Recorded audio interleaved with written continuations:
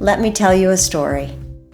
One of my most influential and beloved mentors was the Basque cultural anthropologist Angeles Arrien.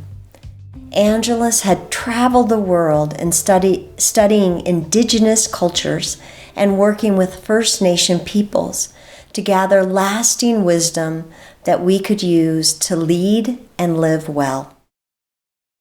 Angeles, or Angie as we would call her, stood about 5 feet tall. If you met her, as I did for the first time in 1994, you might have remembered her to be 6 feet tall, since she had such a presence. Angeles would say that over thousands of years, truly great leaders, number one, show up or choose to be present. They are open to the outcome, not attached to the outcome. They look for what has heart and meaning, and they tell the truth without blame or judgment.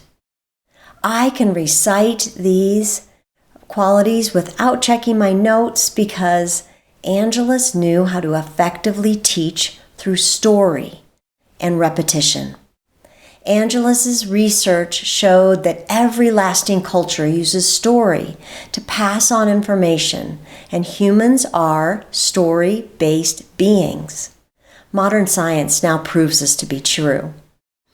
When you want someone to remember what you tell them, tell it as a story. Story is how we hold things in our memory. As story-based beings, our brain regions light up when you tell us a story. That's why advertising and social media can be so effective, even if the information that they're sharing isn't true.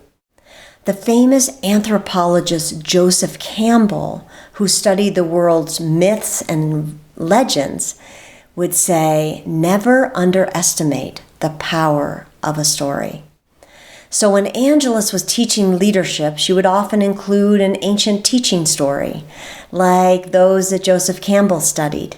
She would begin, "This is a story from long, long ago. This is a story that's older than the pine needles on the trees. This is a story from east of the sun or west of the moon." Or sometimes Angeles would start and tell us a story in modern times. This is a story from not long ago.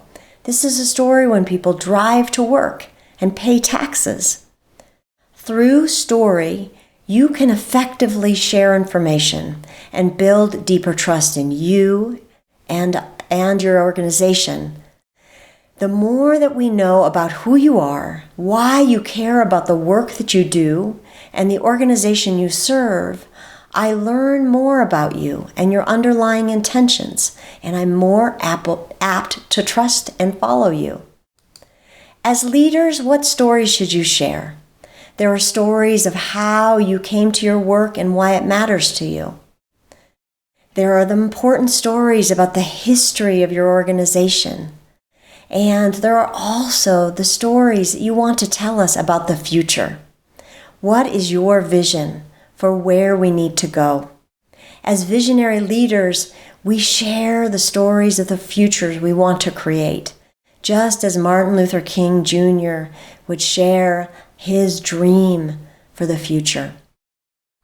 Fourth, there are also stories about those people who you serve.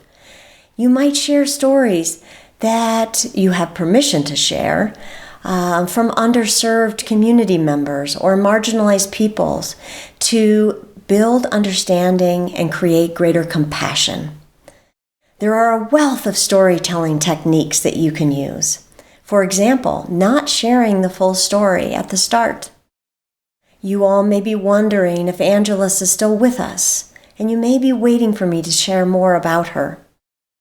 Angela sadly passed away in 2014 from a lung condition she contracted when she was doing research in the Amazon.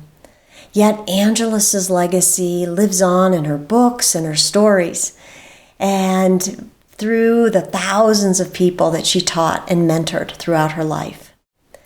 Angeles modeled how the leader who expects people to perform at their best, will achieve the greatest result. Notice in all the following materials, what are the strategies that storytellers use? Throughout this module, we hope that you will consider how to effectively and accurately communicate so that you bring us all to our best.